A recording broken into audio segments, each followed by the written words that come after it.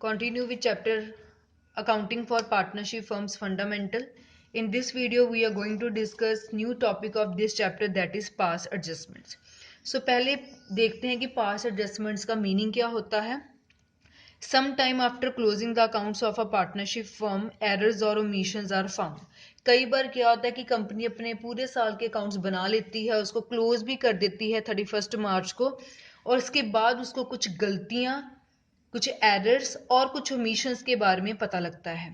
गलतियां कैसे, मतलब जैसे इंटरेस्ट ऑन कैपिटल 5% देना था, उसने 7 दे दिया या 4 दे दिया.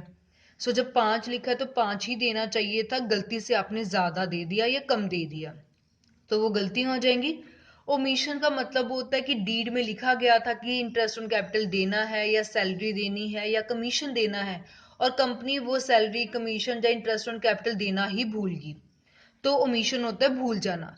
या कुछ गलत दे दिया, ज्यादा या कम दे दिया, तो या कुछ लिखा गया था देना चाहिए था और वो कंपनी ने नहीं दिया, तो गलती ही है, उसको सही तो करना पड़ेगा. अब साल के एंड में हम पहुंच गए हैं, हमारे अकाउंट्स बन चुके हैं, हम अकाउंट्स को चेंज नहीं कर सकते, बट गलती को सही करने के लिए हमें पास एडजस्टमेंट्स करनी पड़ती है. पास एडजस्टमेंट के केस में हम एक सिंपल एंट्री डालेंगे, अपनी सारी गलतियों को सही कर लेंगे. These are rectified by adjusting the capital accounts of affected partner. जिन जिन पार्टनर्स के अकाउंट के ऊपर इफेक्ट पड़ा है, जिसको ज्यादा मिला है उसे वापस ले लेंगे, जिसको कम मिला है उसको और दे देंगे, सब कुछ उनके कैपिटल अकाउंट में डाल के हम एडजस्टमेंट्स कर देंगे. सो सिंपल पार्ट्स एडजस्टमेंट्स का मतलब है कुछ गलतियां हो गई हैं या कुछ हम देना भूल गए हैं, अकाउंट्स बन चुके हैं, अकाउंट्स को हम दोबारा नहीं अब छेड़ सकते, बट गलती को सही करने के लिए हमें एक एंट्री डालेंगे जिसको हम एडजस्टमेंट एंट्री बोलते हैं या रेक्टिफिकेशन एंट्री बोलते हैं, जिससे वो सारी गलतियां ठीक हो जाएंगी. तो इस टॉपिक में हम पास एडजस्टमेंट्स के बारे में बात करेंगे. सो इसको क्वेश्चन के साथ समझते हैं. Question number 57 is Riya, Mona and Nisha shared profits in the ratio of 3:2:1. Profits of the last 3 years were rupees 1,40,000, rupees 84,000 and rupees 1,06,000 respectively. These profits were by mistake distributed equally. The error is now to be corrected. Give the necessary rectification journal entry. Question में बोला गया है रिया, मोना, निशा 3 partner हैं, उनकी आपको profit sharing ratio given है 3:2:1. जब ratio given हो तो हम रेशो में ही प्रॉफिट को बांटते हैं, बट बाय मिस्टेक कंपनी ने क्या किया, पिछले 3 सालों के प्रॉफिट रिया, मोना और निशा में इक्वली बांट दिए. ये तो गलती होगी, इक्वली नहीं बांट सकते थे, क्योंकि जब आपको रेशो गिवन है तो आपको रेशो का इस्तेमाल करना चाहिए था. अब उस गलती को, उस एरर को सही करना है. Give a necessary rectification journal entry. Entry लिखा गया, एंट्री मतलब you have to pass only one journal entry, एक एंट्री पास करके सभी गलती को सही करना है. Hope you understand the question कि गलती से कंपनी ने 3 सालों के प्रॉफिट तीनों में इक्वली बांट दिए, बल्कि हमें वो प्रॉफिट 3:2:1 में बांटने चाहिए थे, जो रेशो हमें क्वेश्चन में गिवन है. अब वो गलती को हमने सही करना है, सिंपल. अब जब भी आपको पास एडजस्टमेंट का क्वेश्चन आएगा तो आपको एक एडजस्टमेंट टेबल बनाना पड़ता है, तो ये मैंने ऑलरेडी बनाकर रखा है. कैसे बनाते हैं इसे, जितने भी पार्टनर्स हैं उनके अकाउंट आपने बनाने हैं और आपने फर्म का भी अकाउंट बनाना है.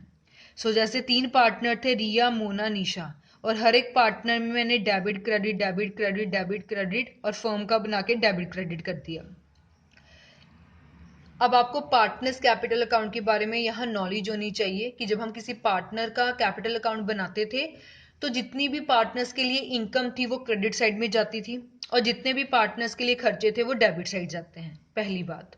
सेकंड, जो पार्टनर्स के लिए इनकम होती है वो फर्म के लिए खर्चा होता है. फॉर एग्जाम्पल जैसे इंटरेस्ट ऑन कैपिटल है, तो फर्म जब अपने पार्टनर्स को इंटरेस्ट ऑन कैपिटल देगी उसका तो खर्चा है, बट पार्टनर्स को मिल रहा है तो उसके लिए इनकम है. सो जो फर्म के लिए खर्चा है पार्टनर के लिए इनकम है, जो फर्म के लिए इनकम है वो पार्टनर के लिए खर्चा या लॉस है. तो उसी को ध्यान में रख के हम यहाँ एडजस्टमेंट टेबल बनाएंगे. सो हुआ क्या कि सबसे पहले कंपनी ने तीनों साल के प्रॉफिट पार्टनर्स में इक्वली बांट दिए, ये गलती होगी. पहले हम देखते हैं कि तीनों साल के प्रॉफिट बनते कितने थे। ये आपके पास है 1,40,000 पहले साल का, सेकंड साल का 84,000, थर्ड साल का 1,06,000। सो तीनों को प्लस किया, ये हमारे पास आ गया 3,30,000। तीनों साल सेम ही गलती हुई है कि मतलब 3,30,000 अभी तक हमारा टोटल प्रॉफिट बना और कंपनी ने गलती से ये तीनों में इक्वली बांट दिया। सो इसको कैसे लिखेंगे?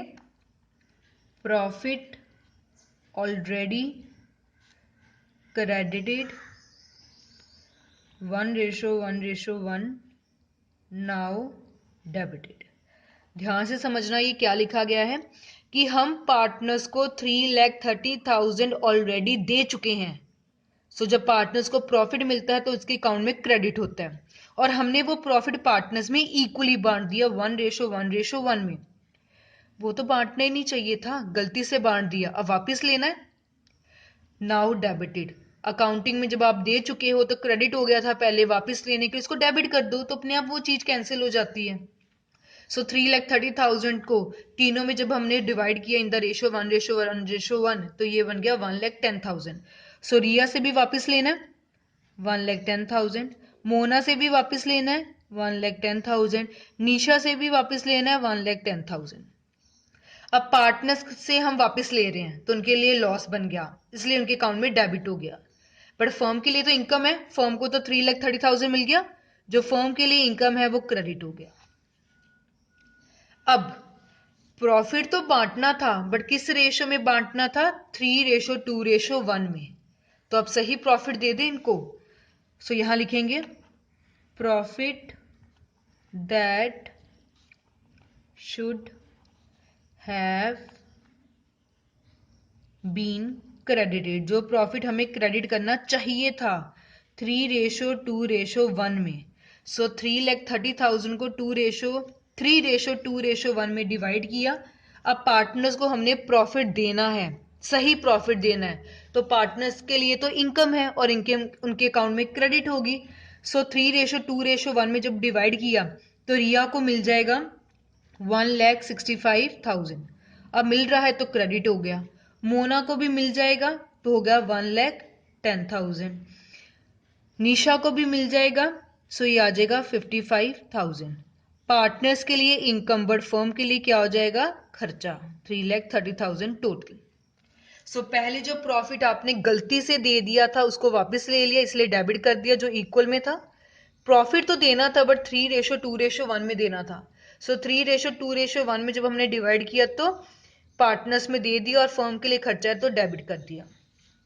अब लास्ट बस एक ही गलती थी इस क्वेश्चन में, वो भी हमने कर ली। अब लास्ट में बस हमने अब देखना है कि अल्टीमेटली किसको ज्यादा मिला, किसको कम मिला, किसे वापस लेना और किसको देना है। सो इसका हम टोटल करेंगे। फर्म का तो हमेशा ही आपका जीरो ही आएगा। 3,30,000 डेबिट है, 3,30,000 क्रेडिट है, तो वो आपका अल्टीमेटली जीरो आ गया।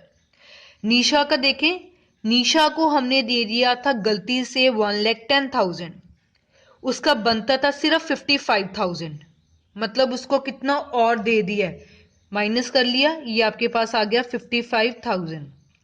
अब निशा को हमने ज्यादा प्रॉफिट दे दिया, उसको 1,10,000 दे दिया था बट बनता सिर्फ 55,000 था। सो 55,000 उसे वापस लेना है। जब वापस लेना तो उसको हम क्या करते हैं? डेबिट करते हैं।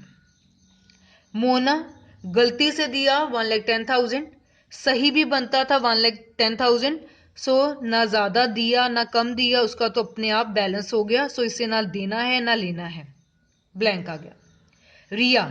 रिया का बनता था 1,10,000, जो हमने इसको गलती से दिया।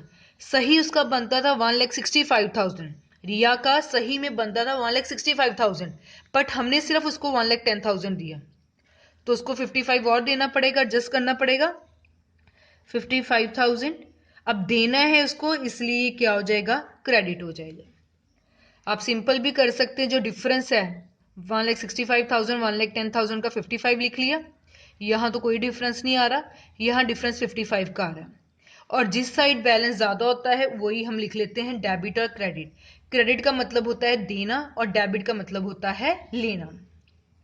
सो जर्नल एंट्री कैसे बनाएंगे? क्योंकि आपको एडजस्टमेंट एंट्री बोला गया है, ये हमारे लिए एक वर्किंग नोट है। बट वर्किंग नोट बनाना बहुत ज़रूरी है, तभी हम जर्नल एंट्री पास कर सकते हैं और इसके सेपरेट मार्क्स होते हैं एग्जामिनेशन में। सो अब डेबिट में आ रहा है निशा और क्रेडिट में आ रहा है रिया। सो कैसे लिखेंगे? Nisha capital account debit to Riyaz capital account. 55,000 on the debit, 55,000 on the credit. Debit must be equals to credit, being adjustment made, single line लगाकर entry close. So this was about question number 57, the very first question related to pass adjustment. आपको main question में entry पूछा है तो marks आपको entry के मिलने हैं और एंट्री के लिए आपको जर्नल के फॉर्मेट में ही एंट्री डालनी पड़ेगी, बट एंट्री के अमाउंट ढूंढने के लिए आपको एडजस्टमेंट टेबल को फॉलो करना पड़ता है।